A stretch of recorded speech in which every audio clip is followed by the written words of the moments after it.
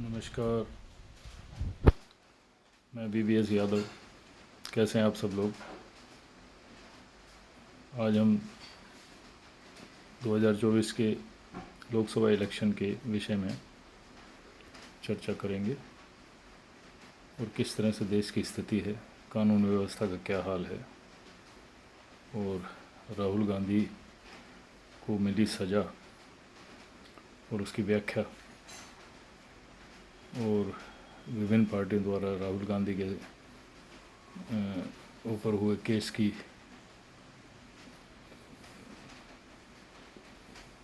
की स्थिति के बारे में समर्थन और जंतर मंतर पर बैठे दोबारा से महिला पहलवानों के बारे में और विभिन्न पार्टियों के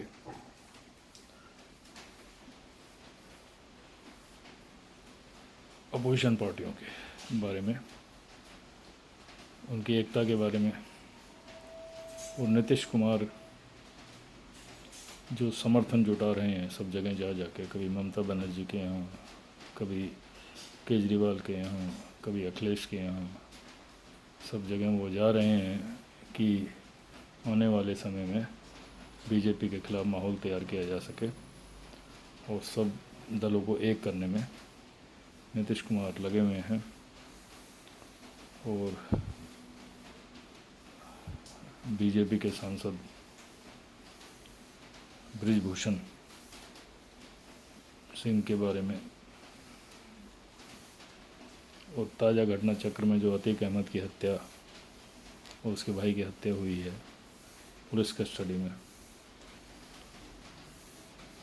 और देश की कानून व्यवस्था आज की स्थिति में, और नॉर्थ इंडिया में उत्तर प्रदेश और बिहार में, राजस्थान में और दिल्ली में विभिन्न तरह की चर्चाएं, जिसमें केजरीवाल का अपने बंगले में 41 करोड़ रुपए खर्च करने का मसला, जिसमें LG ने अभी ताज़ा खबर के अनुसार संज्ञान लेकर इंक्वायरी बिठा दी है कि भाई अनियमितताएँ जो बरती गई हैं खर्चे में, उसके बारे में पता लगाया जा सके।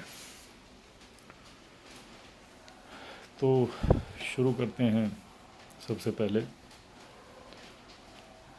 पहलवानों की जो ताज़ा स्थिति है।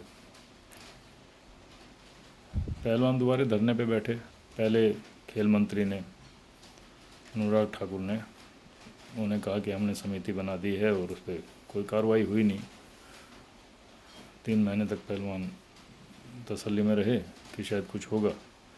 उसके बाद फिर आके धरने पे जंतर मंतर पे बैठ गए और सुप्रीम कोर्ट में उन्होंने एक याचिका दायर करी और सुप्रीम कोर्ट ने आदेश दिया कि दिल्ली पुलिस FIR दर्ज करे तुरंत।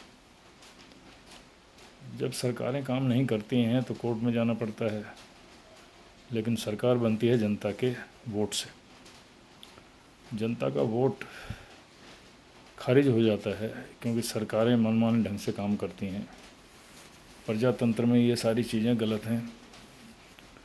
कोर्ट या न्यायालय जाना जब जनता को पड़ जाए, जबकि अपराध के सबूत भी हों, तो फिर ये सरकारें तो निरंकुश होने का कारण क्या है? कारण वही है कि घमंड में आ जाते हैं सत्ता में आने के बाद दल, और अपने हिसाब से चलते हैं, और एक तरफ अपोजिशन और एक तरफ सरकार और उनके सपोर्टर और दूसरी तरफ अपोजिशन वाले। तो ये युद्ध सा हो गया है, महाभारत का युद्ध सा, कौरव पांडव का सा। प्रजातंत्र में सहनशीलता और सामंजस्य बिठाना चाहिए, और सारी जनता, देश की जनता जो है वो सम्माननीय है, वो चाहे किसी वर्ग की हो, किसी जात की हो, किसी धर्म की हो। उन सबको सरकार उन सब की इज्जत करे और उनके मसलों को सॉल्व करे। लेकिन ऐसा नहीं है। टेनी वाले केस में भी जब किसानों की हत्याएं हुई गाड़ी से कुचल के, तो मंत्री पद से नहीं हटाया गया। ये निरंकुशता चल रही है, गलत है। ये जो बातें आरोप लग रहे हैं बीजेपी पे कि भाई इलेक्शन जीत जाते हैं, कुछ वर्गीकरण हो गया है मतदाताओं का और हमें परवाह नहीं है, उत्तर प्रदेश में 80 में से 70 सीटें ले आएंगे, पीछे भी आई हैं और सभी प्रदेशों में, और आपके जितने भी जो है प्रदेश हैं उसमें 25-25 सीट, राजस्थान में तो 25 लोकसभा की सीटें जीते, मध्य प्रदेश में जीते, आपके बंगाल में भी 18 सीटें आ गई और सभी जगह बहुमत के साथ सरकार बनाई मोदी ने। पहली बार भी बहुमत के साथ बनवाई और अब भी, और जबकि अभी जो सपोर्ट करने वाले दल हैं, अकाली दल, शिवसेना और जो है जनता दल यू अब अलग हो गए हैं, लेकिन उसके बावजूद भी बीजेपी का कॉन्फिडेंस है कि भाई हम फिर जीतेंगे। और बहुत सा वर्ग ऐसा है जनता का जो बीजेपी को सपोर्ट करता है, लेकिन जनगणना ना होने की वजह से ये पता नहीं लग पा रहा कि कितने वर्ग में कितने लोग हैं, कुछ किस जात के कितने लोग हैं। वो बार बार ये नकार जाते हैं, बीजेपी सरकार बार इसको करवाना नहीं चाहती, क्योंकि इन्हें पता है कि अपर कास्ट के वोट तो इनके ज़्यादा हैं और ओबीसी के और SC ST के और माइनॉरिटी के वोटों में दिक्कत है, तो ये जनगणना नहीं कराना चाहते। बिहार में जनगणना हो रही है, नीतीश सरकार करवा रही है, तो पता लग जाएगा कि भाई देश में मतलब कितने किस जात के कितने लोग हैं, तो उससे जो सामाजिक न्याय को आगे बढ़ाया जाएगा, कितने लोगों की नौकरियां हैं, कितनों की शिक्षा है, किस वर्ग को कितना मिला है और किस वर्ग का कितना छुटा है, तो उसको ठीक किया जा सकता है जनगणना के द्वारा। उसके बाद आ जाती है बात कर्नाटक के इलेक्शन की। कर्नाटक में बीजेपी कमज़ोर दिख रही है, वो कांग्रेस जीतने के पोजीशन में है और जनता दल सेकुलर की भी कुछ सीटें आनी हैं, तो मतलब ये स्थिति देखा जाए तो देश में धीरे धीरे पलट रही है। हिमाचल प्रदेश में भी कांग्रेस जीती है, जिसको कि ये लोग समझ रहे थे कि ख़त्म हो रही है कांग्रेस विहीन भारत हम कर देंगे, तो कभी भी कोई चीज़ ख़त्म नहीं होती है, क्योंकि यहाँ तो जितनी भी पार्टियाँ हैं वो सभी अपने कार्यकर्ताओं का और अपने नेताओं का ध्यान रखती हैं। एक तरह से राजनीति जो पार्टियाँ कर रही हैं ये दम तो भरती हैं इस बात का कि भाई हम सेवा कार्य करते हैं, लेकिन उन वही लोग लाभान्वित होते हैं जो पार्टी से जुड़े हुए होते हैं, बाकी जनता को उपेक्षित कर देते हैं ये लोग। इसी तरह बीजेपी के कुछ लोग हैं वर्कर सपोर्टेड जो हैं, और बाकी कांग्रेस के हैं, इसी तरह से जनता दल के जिनमें विभिन्न फैक्टर हैं, जिनमें जनता दल सेकुलर, एक बीजू जनता दल है, एक राष्ट्रीय जनता दल है, एक समाजवादी पार्टी थी, एक पासवान वाली पार्टी थी, तो ये सब टूट गए आपस में, इन्होंने अपनी अपनी पार्टियां खोल ली, जो कि इन्हें मैं दुकान ही कहूँगा। और ये क्योंकि परिवार को पालने वाली पार्टियां हैं, उसमें कार्यकर्ता भी जुड़ गए हैं, सेम नेचर वाले जो लोग हैं वो उनमें जुड़ गए, और एक तरह से बहुत ज़्यादा बड़ा संगठन जनता दल का टूट गया। VP सिंह के टाइम में जो संगठन था, तो ये सब इनके टूटने से अलग अलग पार्टियां खुली, फिर केजरीवाल की पार्टी आ गई, फिर एक जो है तेलंगाना वाली पार्टी है राव साहब की, तो ये सारी पार्टियां इतनी सारी अलग अलग हो गई। ममता बनर्जी की अलग पार्टी है, तो ये सारे अगर इकट्ठे हो जाते हैं, नीतीश कुमार और ममता बनर्जी और अखिलेश और ये जो है केजरीवाल और ये सारे जो लोग, तब उसमें एक कैंडिडेट अगेंस्ट बीजेपी के एक कैंडिडेट के खिलाफ होगा। अगर अलग अलग खड़ा करेंगे तो फिर दिक्कत हो जाएगी। तो ये सारी बातें चल रही हैं। कर्नाटक का इलेक्शन है और 2024 एक टारगेट है, मतलब जो है अब की बार, क्योंकि जनता तो त्रस्त है ही, सेंटर में कोई भी पार्टी हो तो उसमें परेशानी तो जनता को होती है, क्योंकि वादे जो होते हैं वो पूरे किए नहीं जा सकते। इतना बड़ा देश है, चाइना से भी ज़्यादा जनसंख्या हो गई है हमारे देश में, लोग ज़्यादा हैं और सुविधाएं कम हैं, तो हमेशा जो भी पार्टी सत्ता में होती है उसकी परेशानियां होती ही हैं। सबको तो आप न्याय नहीं दे सकते, 141-42 करोड़ लोग हो गए, तो किस किस का क्या क्या करोगे आप। शिक्षा का मामला है, स्वास्थ्य का मामला है और आपका रोज़गार का मामला है, तो बहुत सा तो जनता का हिस्सा जो है 70 से 80% तो जो है परेशानी में है, जिनको सुविधाएं नहीं हैं, भोजन उपलब्ध नहीं हो पाता, रोज़गार नहीं है। तो बहुत बड़ा देश है और दिल्ली में बैठे लोग, मंत्रालय में बैठे लोग इतने कैपेबल भी नहीं हैं कि वो सारे देश का ध्यान रख सकें। योजनाएं बनती हैं और योजनाएं उस पानी की तरह रहती हैं जो पानी की नदी मरुस्थल में जाती जाती सूख जाती है आधे रास्ते में ही। वही सुविधाओं का हाल है। सरकार जो सुविधाएं देती है वो पूरी लोगों तक पहुंच नहीं पाती हैं। मतलब जो है कि बाकी एक कैडर है आईएएस का और आईपीएस का जो सरकार के थ्रू काम करते हैं, जनसेवक हैं, लेकिन सुविधाएं उनकी बहुत ज़्यादा हैं और वो लोग जनता तक उनकी रीच नहीं है। कमरों में ही रहते हैं, एसी में बैठते हैं। जितना सिस्टम है उसको ही मतलब जो है फॉलो करने के लिए उसे मतलब जो है कुछ पाने के लिए लोग उनके पास अप्रोच करते हैं। ये लोग जगह जगह जाते नहीं हैं, योजनाएं आधी अधूरी रह जाती हैं और सारा मतलब जो है बहुत जनता पर भी पड़ता है। टैक्स पेयर की मनी जो है बहुत से तरीक़ों से ली जा रही है।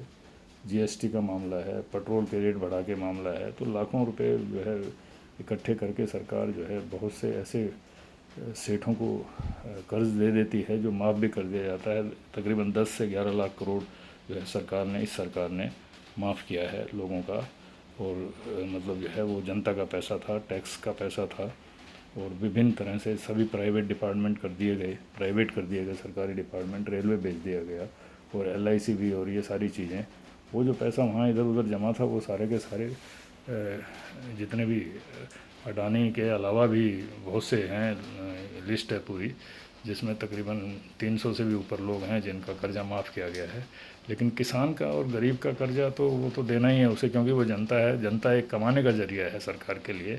जीएसटी लगा के, टैक्स लगा के, पेट्रोल का रेट बढ़ा के, गैस का रेट बढ़ा के, और वो सारा पैसा अपने आदमियों को दिया जाता है, जिसमें चंदा भी है एक तरह से पार्टियों का। और वो उसका कोई खुलासा नहीं है, जो कि बीजेपी को इस बार सबसे ज़्यादा मिला है। कांग्रेस को और इन सबको पार्टियों को तो इतना नहीं मिला है। तकरीबन 80 से 90% तो बीजेपी को ही वो चंदा मिला है। उसमें जो बड़े सेठ हैं, जिसकी सरकार चलती है वो उसी के साथ होते हैं और वो लाभान्वित होते हैं दूसरे तरीक़ों से। और वो पैसा जो है पार्टियों को मिलता है, इलेक्शन लड़ने के लिए भी मिलता है और दूसरे लाभ के लिए भी मिलता है। आरएसएस बेसिकली बीजेपी को चलाती है और आरएसएस का जो एजेंडा है, जो आरएसएस का संविधान है, वो इसी किस्म का है कि भाई कुछ लोगों को मजबूत कर दो और बाकी पब्लिक का बेशक ध्यान ना करो। तो अब सत्ता की बात आती है तो ये जो आरएसएस जिन लोगों ने बनाई थी वो ब्राह्मणवादी जो है संगठन है, उन लोगों ने इनको नीचे रखा था, शूद्रों को और जो है ओबीसी के लोगों को। और ये माइनॉरिटी से तो मतलब ही नहीं है आरएसएस का, तो हिंदू वाली एक संस्था है, कल्चरल संस्था कहते हैं वैसे तो, लेकिन मतलब वो एक ही दृष्टिकोण है उनका कि भाई आप ब्राह्मणवादी संस्था है वो। तो अब ये लोग कहने लगे हैं कि अंबेडकर का भी गुणगान करने लगे हैं और ओबीसी और एससी एसटी का भी गुणगान करने लगे हैं, क्योंकि सत्ता तो इन सबके वोटों से आएगी। 85% वोट तो इन्हीं के पास हैं, तो बाकी इनके अपने खाली आरएसएस के वोटों से तो काम बनता नहीं। तो जगह जगह संगठन बना के दिन भर ये सब तरीके अपनाते हैं और मुहिम चलाते हैं और लोगों को समझाते हैं। अब अंबेडकर की भी बात करते हैं और अब तो आरएसएस के चीफ ने बोला है कि मुसलमान भी और हिंदू भी सभी एक ही खून है। तो सब तरीके सत्ता एक ऐसी चीज़ है, एक ऐसा शहद का छत्ता है जिसे हर कोई पाना चाहता है। और उस छत्ते में बेशक कमियां हैं, बेशक जो है मक्खियां हैं जो काट लेंगी, लेकिन उस छत्ते में सब उस छत्ते को पाना चाहते हैं शहद के लिए। सत्ता एक ऐसा, और गरीब का भला करने की जो बातें थी पहले के नेताओं में, और करप्शन फ्री देश था, नेता ईमानदार थे, वो चीज़ें कहीं गौण हो गई हैं। अब तो जो भी लीडर है उसको तो आप सोच लो कि मतलब आप सोच भी नहीं सकते कि किस किस तरह के लीडर हैं। कम से कम 200-250 एमपी तो ऐसे हैं जिन पे क्रिमिनल केसेस हैं और हर पार्टी उनको बार बार चुनती है। बृजभूषण सिंह का भी ऐसा ही मामला है। अब कोई भी लेडी अगर गलत तरीके से भी आप देखते हो तो केस बन जाता है, लेकिन यहाँ तो उन्होंने यौन शोषण की शिकायत करी है 7 लड़कियों ने, और वो धरने पे बैठी हुई हैं और उनको एफआईआर कराने के लिए सुप्रीम कोर्ट में अप्रोच करना पड़ा। सरकार बिल्कुल निरंकुश हो गई है। कम से कम इनको ये सोचना चाहिए कि आप सत्ता में आओगे, आप क्या तरीके अपनाओगे मैं नहीं समझ पाता, लेकिन आप कम से कम नैतिकता में तो देखो कि भाई लड़कियाँ तो बच्चियाँ तो हमारी हैं, महिलाएं तो सभी इज्जत के लायक हैं। जहाँ महिला को दुर्गा और सरस्वती आपकी हिंदू परंपरा में कहते हैं, लक्ष्मी कहते हैं, उनकी पूजा करते हैं, तो उनके साथ ये हाल है, बेटी बचाओ बेटी पढ़ाओ वाला मामला होने के बाद भी आप बेटियों के साथ ये हाल कर रहे हैं। बड़ी शर्म की बात है, नैतिकता तो बिल्कुल ख़त्म ही हो गई है। तो ये सब सारी देश की स्थिति है। और देखो 2024 में क्या होता है। जो लड़कियां धरने पे बैठी हैं उन्होंने अब फ्री कर दिया है। पिछली बार तो उन्होंने कहा था भाई कोई दल आएगा नहीं, कोई राजनीति होगी नहीं, दूसरे दलों को हम बुलाएंगे नहीं, क्योंकि वो सोचते थे कि हमारा काम रुक जाएगा, बीजेपी काम नहीं करेगी। लेकिन अब वो फ्री हो गए, उन्होंने देख लिया कि बीजेपी ने काम करना ही नहीं है, तो या तो सुप्रीम कोर्ट करेगा या जनता का सपोर्ट करेगा। तो जनता के सपोर्ट के लिए सभी दल वहाँ जा रहे हैं। प्रियंका भी गई है, केजरीवाल भी गए, पप्पू यादव से लेके और जाने जितने भी दल थे सारे वहाँ हो के आए हैं। आपके सत्यपाल मलिक जो है आजकल चर्चा में है बहुत ज़्यादा, तो वो भी वहाँ गए। सत्यपाल मलिक ने जो बोला है उसने यही बोला है कि पुलवामा में जो फौजियों के ट्रक को उड़ाया गया, इतनी 300 किलो RDX आई, तो क्या विजिलेंस है, क्या देखा जाए, तो कौन इन्वॉल्व है, कौन इसको कहना चाहता है कि भाई करना चाहता था कि मतलब ये हो और हत्याएं हो जाएं उन नौजवानों की जो बेचारे गरीब घरों से, किसानों के बच्चे जो है आते हैं। और मतलब आप एक बार बताओ, एक फ़ौजी जो देश की रक्षा करता है उसके साथ अन्याय किया गया। और हवाई जहाज़ की बात थी कि हवाई जहाज़ 5 चाहिए थे और उनको दूसरे रास्ते से लाना चाहिए था। उस रास्ते पे 10 कट ऐसे थे जिनमें बिल्कुल मतलब जो है सिक्योरिटी रखनी चाहिए थी और वहाँ से कोई भी आ जा सकता था। और ये एकदम आए हैं जो है RDX वाला ट्रक और इस तरह से हुआ है। तो सत्यपाल मलिक का तो यही कहना है कि इसका लाभ भी उठाया बीजेपी ने इलेक्शन में, 2019 के इलेक्शन में।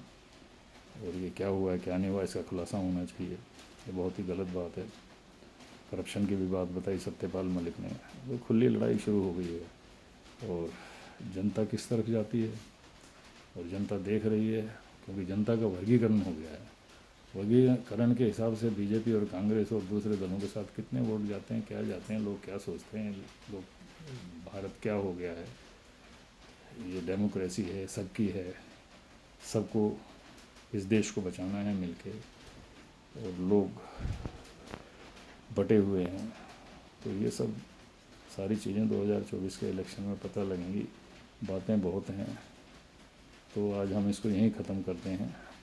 इसके विस्तार से इसकी बातें जो ये बातें हैं जो है 2024 के इलेक्शन के बारे में फिर करेंगे, और अगले एपिसोड में हम गहन चर्चा करते हैं इस बारे में। जय हिंद, जय भारत।